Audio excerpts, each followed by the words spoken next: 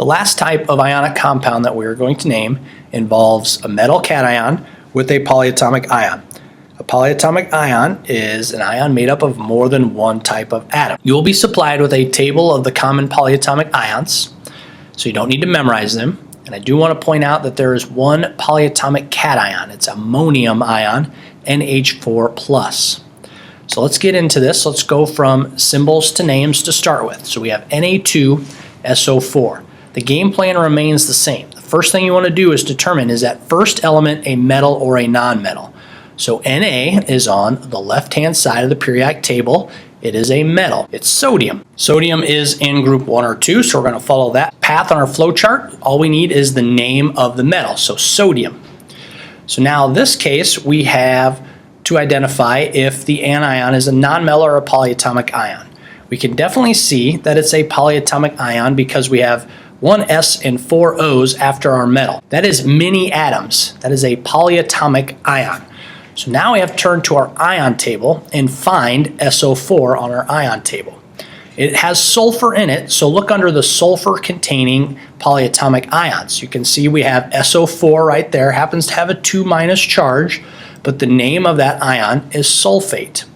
So we've identified that we have the sulfate ion, so we're going to follow the polyatomic ion path on our flow chart, and look, all we have to do is use the name of the polyatomic ion. This compound is sodium sulfate. Pretty simple when you have a polyatomic ion involved. Let's try another one. We have PbOH2.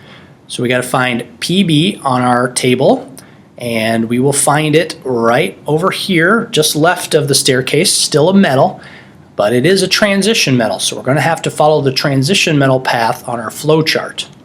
So we have a polyatomic ion this time. I can tell because I have parentheses around OH.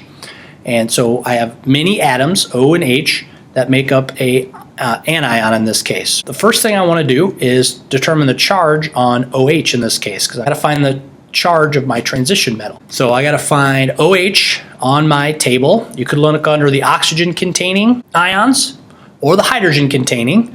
So I happen to look under the hydrogen containing there, and it's got OH minus. So OH is called hydroxide, and it has a -1 charge.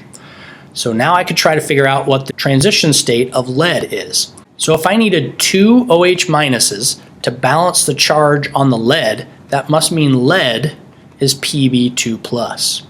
You could also crisscross the subscripts to make the charges. It would work that way. You would see that the lead has to be a 2+. So I have lead 2.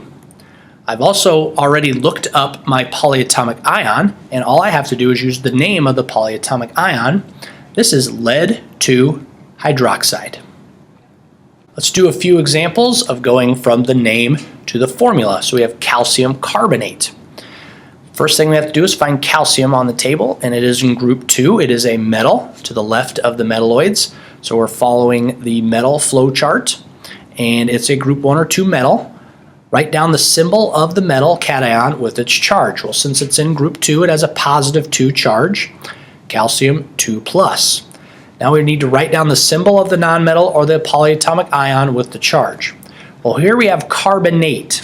The ATE ending is a clue to you that this is a polyatomic ion. Look at your table under the carbon-containing polyatomic ions, and you will find carbonate. You'll see it's CO3, and it has a 2- charge. So we're going to write that down, and now we're going to determine the formula, just like we did before with just a nonmetal. So we have a +2 cation and a -2 anion. So we just need one of each. The formula would be CaCO3 if you just do it by observation. If you want to do least common multiple, well, you have a +2 and a -2. So the least common multiple of 2 and 2 is simply 2.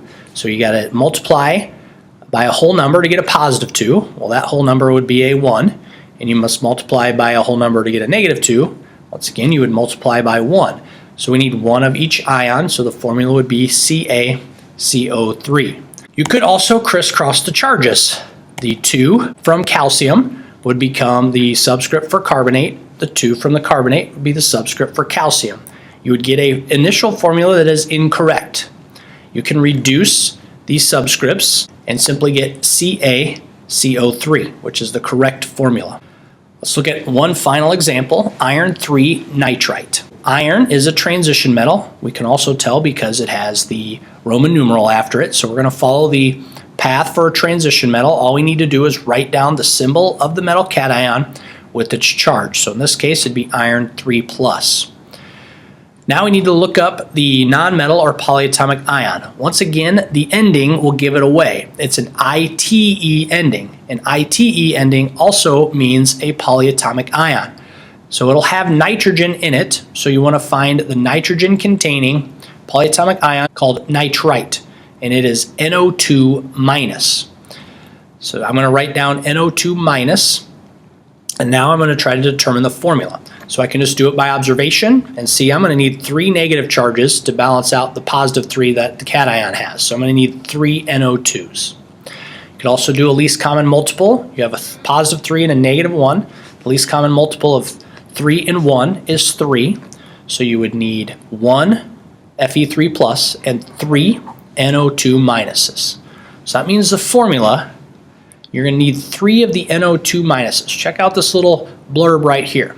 If you need multiple of a polyatomic ion, you must put the polyatomic ion in parentheses and then the amount you need as a subscript outside the parentheses. So I need 3 NO2 minuses.